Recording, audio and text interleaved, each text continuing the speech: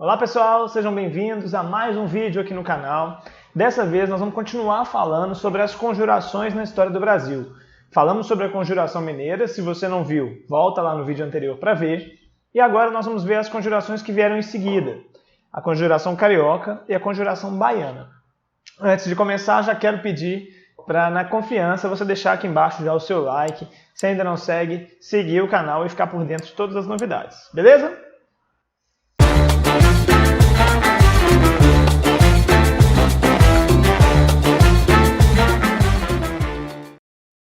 Então vamos lá. O que nós já vimos? Que em 1789 estourou a Conjuração Mineira. Foi deflagrada e foi decretada a prisão dos envolvidos, teve os julgamentos e as punições, especialmente ali para Tiradentes. Quando é que ocorrem as punições? Já em 1792. A forca de Tiradentes é 21 de abril de 1792.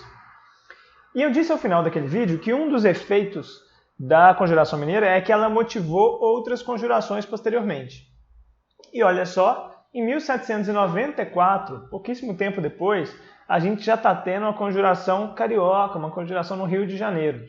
Ela é bem menos estudada, só para fazer um comentário breve, mas é interessante para a gente perceber como que vira um processo de começar a pensar esse ato rebelde contra as coroas. Não é? Essa conjuração do Rio, ela acontecia nas sociedades literárias, então também era um nicho muito específico, de uma elite carioca ali, lembrando que o Rio já era ali a capital do Brasil.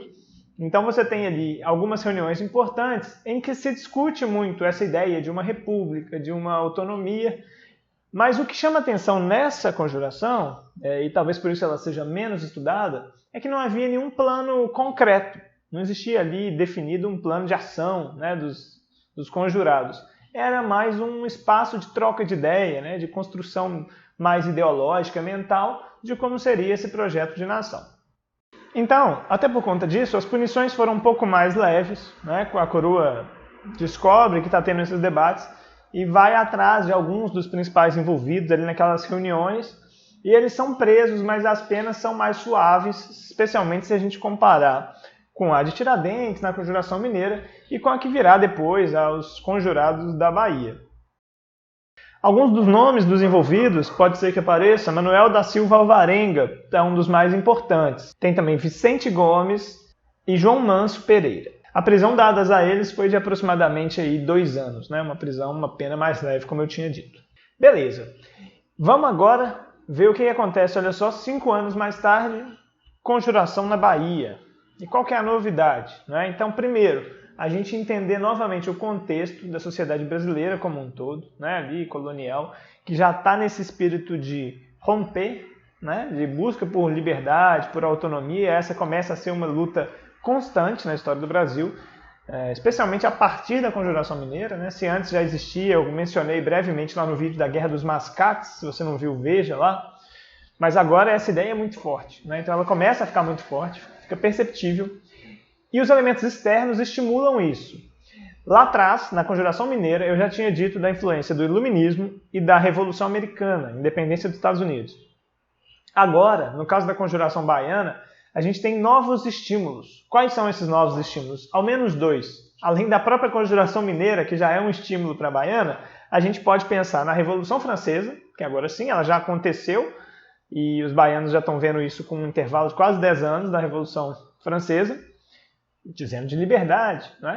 E um dos desdobramentos da própria Revolução Francesa foi a Revolução Haitiana.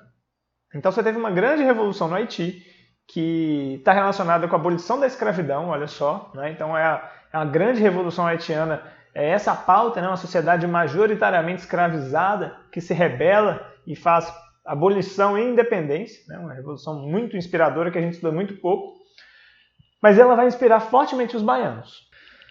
A Conjuração Baiana, então, ela está inspirada por uma série de eventos e ela traz algumas novidades. A principal delas é o fato de que ela passa a ser uma revolta mais popular. Se até então, tanto em Minas quanto no Rio, predominava segmentos de elite daquelas sociedades, na Bahia essa revolta assume um caráter mais popular. É até por isso que se acredita, embora seja uma coisa um pouco incerta, mas que uma das pautas ali na Conjuração Baiana já era a abolição da escravidão também, para o futuro projeto de sociedade que eles gostariam de construir.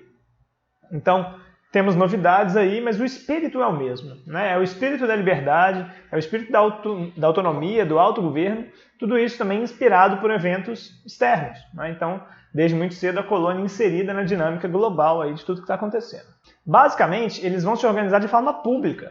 Essa é a diferença também central aqui, porque tanto mineiros quanto cariocas escolhiam os lugares mais ocultos, né? Mais secretos, escondidos, para articular ações.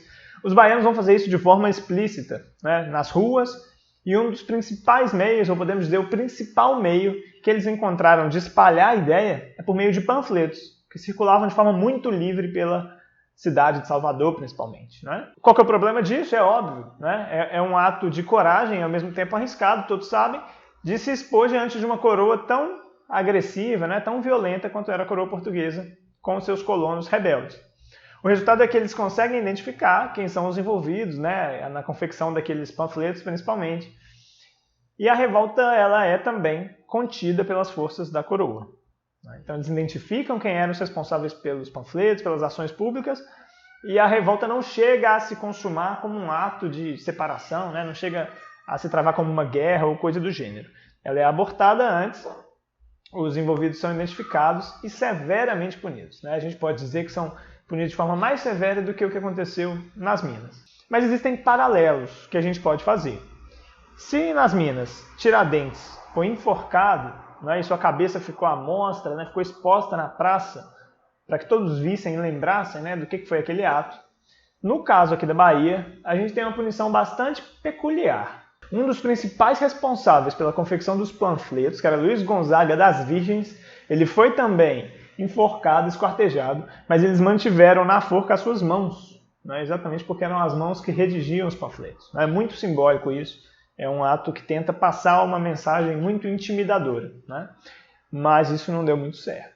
Eu digo que não deu muito certo porque as revoltas não pararam, né? Na nossa história, e mesmo ainda nesse final de período colonial, as revoltas não chegam ao fim. Essa Conjuração Baiana ela ocorre em 1798, ok? 9 anos depois da Conjuração Mineira. Então vamos fazer um breve esquema aqui. Qual que é o contexto? É um contexto ainda parecido, né, de final do século XVIII, inspirado pelas revoluções liberais e independência dos Estados Unidos. A novidade é que a Revolução Francesa e a Revolução Haitiana também são inspirações para a Conjuração Baiana. Esse é o contexto então, que ela está inserida nacional e internacionalmente. Quem são os principais agentes? Tem alguns nomes. Não tem um único líder muito bem identificado, como é o caso da Conjuração Mineira, mas a gente identifica alguns nomes. Lucas Dantas, João de Deus, Manuel Fernandes, são alguns desses nomes, além do que eu já mencionei, que é Luiz Gonzaga das Virgens. Os objetivos, também já disse, qual que é? Construir um autogoverno também, um novo projeto de sociedade, emancipando, se libertando de Portugal, daí a gente falar em revoltas emancipacionistas. E a questão aí além que se acredita que tinha um projeto também de abolir a escravidão. O fato novo deles aí. Desfecho, os panfletos são descobertos, os envolvidos são presos, esquartejados, severamente punidos. Importante a gente entender essas revoltas a longo prazo. É claro que ali naquele momento elas são derrotadas, a coroa portuguesa vence. Mas essas revoltas vão tensionando e mostrando que não vai ser possível durante muito tempo a coroa conseguir manter essa ordem que está posta. Então a gente vai caminhando aí para chegar numa independência do Brasil. Tem muitos elementos que vão acontecer ainda, mas essas revoltas já traziam um pouco a ideia de que a estrutura colonial como estava colocada já não era possível mais. Beleza, pessoal? Então espero que vocês tenham gostado. Se puder, deixem aqui embaixo o like, sigam o canal, ativem o sininho para receber todas as novidades, os próximos vídeos, tudo que eu postar aqui no canal. E também me procure lá no Instagram, um perfil especificamente para discutir esses temas, que é o @humaniza1. Beleza? Então é isso, um abraço para vocês e bons estudos!